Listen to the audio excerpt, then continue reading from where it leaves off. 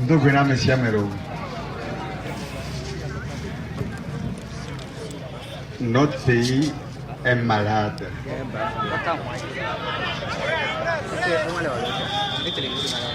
Un pays qui assassine ses enfants est un pays malade. Un pays qui prive ses enfants d'eau potable est un pays malade. Un pays qui ne se soucie guère de l'avenir de ses enfants est un pays malade.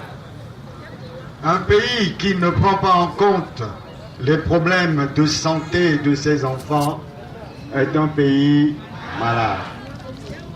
Un pays dans lequel une minorité accapare toutes les richesses du pays, laissant la grande majorité dans la misère, est un pays malade. Notre pays est malade. Le Togo est malade. Et nous connaissons la maladie. Cette maladie s'appelle RPT UNIR.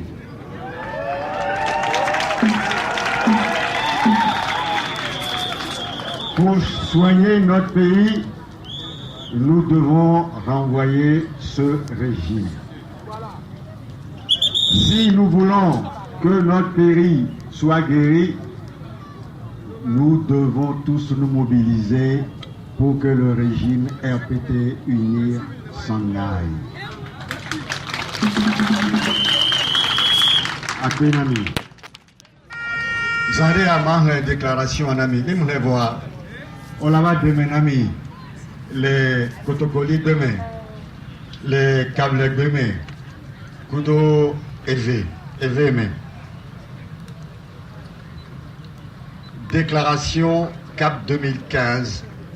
Et les forces démocratiques invitent le chef de l'État à prendre en compte la situation sociopolitique de notre pays.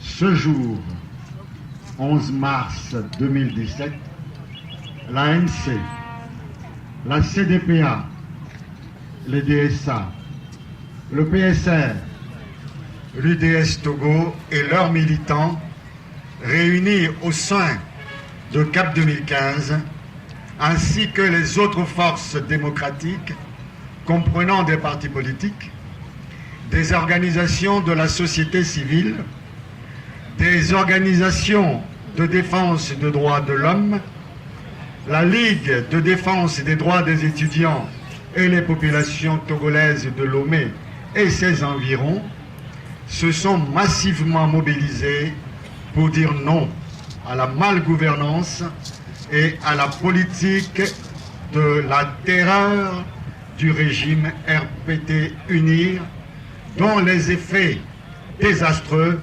affectent l'ensemble des populations togolaises dans tous les secteurs d'activité du pays et sur toute l'étendue du territoire national. CAP 2015 remercie vivement les nombreuses organisations politiques et la société civile qui ont appelé à soutenir la présente manifestation. Nous saluons la présence à nos côtés des leaders de ces organisations qui ont rejoint spontanément notre manifestation. C'est dire que les forces démocratiques sont toujours les bienvenues sur le terrain de la lutte sociopolitique où des causes d'intérêt national sont en jeu.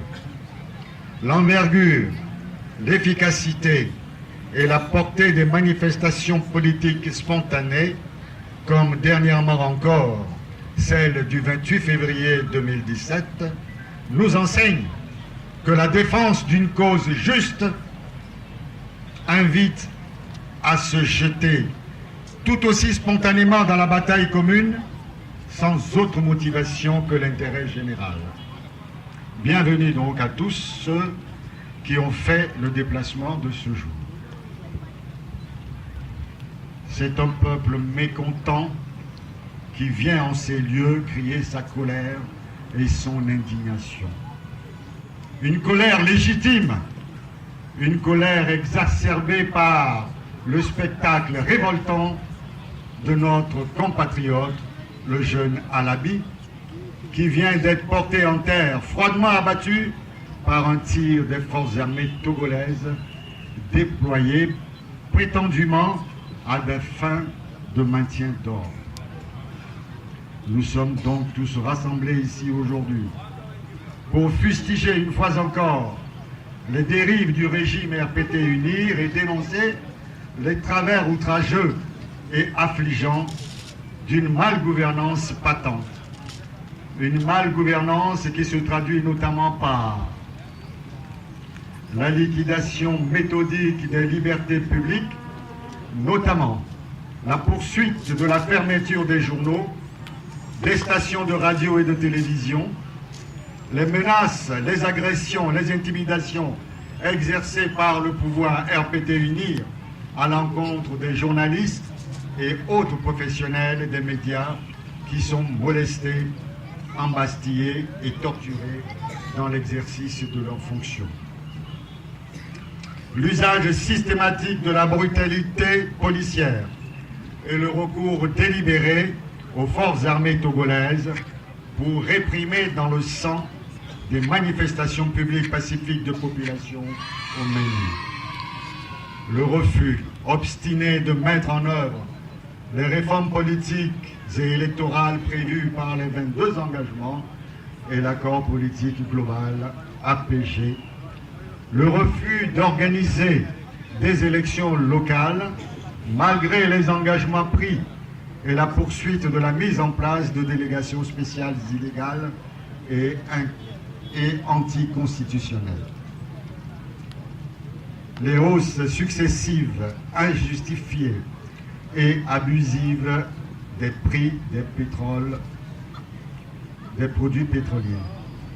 L'instrumentalisation de la justice et de toutes les institutions de la République à des fins de conservation indue du pouvoir.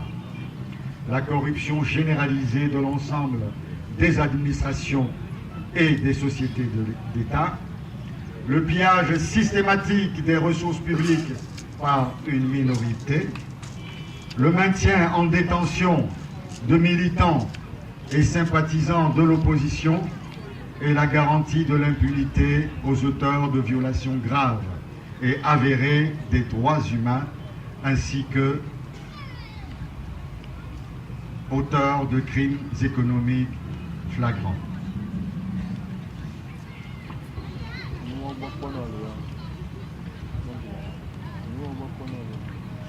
Une allocation scandaleuse chaque année des ressources financières de l'État qui privilégie des dépenses somptuaires de la présidence de la République, des sommets dispendieux et ruineux, des ateliers coûteux et improductifs au détriment des secteurs sociaux.